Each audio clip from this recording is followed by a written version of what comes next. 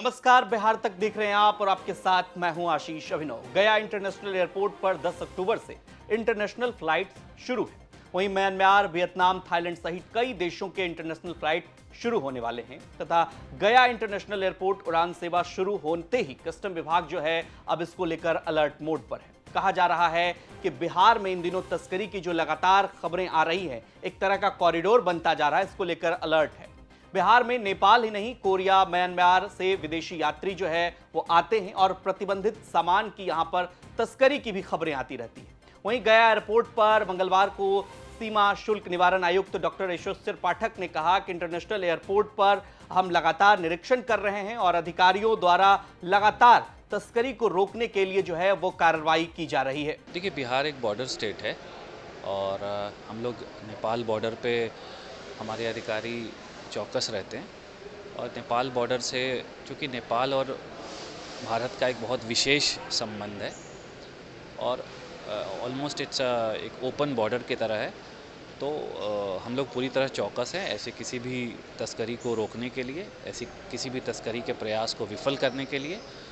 और समय समय पर हमारे अधिकारी सीज़र करते हैं, जो तस्करी होती है उसमें लोग गिरफ्तार किए जाते हैं जो तस्कर होते हैं, और जो भी इस तरह के प्रतिबंधित सामान हैं उनको सीज़ किया जाता है।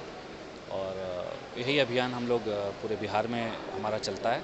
और इसी के तहत हम लोग गया एयरपोर्ट पे भी आज मैं निरीक्षण करने आया हूँ।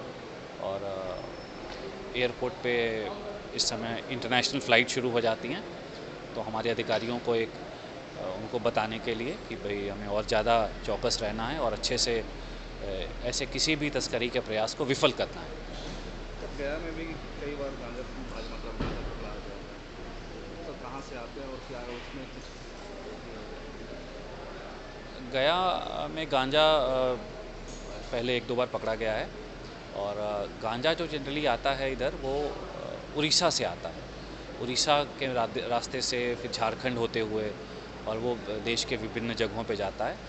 तो ऐसा कोई भी इंटेलिजेंस होता है, ऐसा कोई भी, हमारी अपनी एक नेटवर्क है, हमारे जो इन्फॉर्मर्स होते हैं या जो भी हमारे अधिकारी होते हैं उनके अपने सूत्र होते हैं, उनसे हम लोग लगातार प्रयास करते हैं कि ऐसा कोई भी जानकारी हो और फिर हम लोग उस पर कार्रवाई करते हैं, गांजा के सीज़र करते हैं और जो भी इस तरह के अपराधी तत्व हैं उनको गिरफ्तार किया जाता है।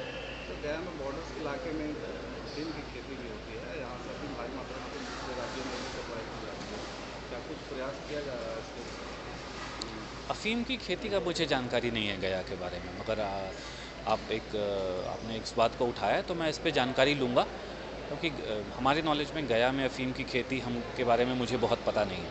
गया पुलिस और यहाँ पे या जो सेंट्रल पुलिस है यहाँ पर, जैसे कोबरा है SSB, और उन लोगों द्वारा कई बार पकड़ा भी गया है और विनिष्टीकरण भी किया गया है। मेरी जानकारी में ऐसा अभी है नहीं। और हम लोग ज़्यादा करके हमारा जो कार्रवाई रहती है वो हम लोग बॉर्डर पे या एयरपोर्ट पे इस तरह की कार्रवाई करते हैं।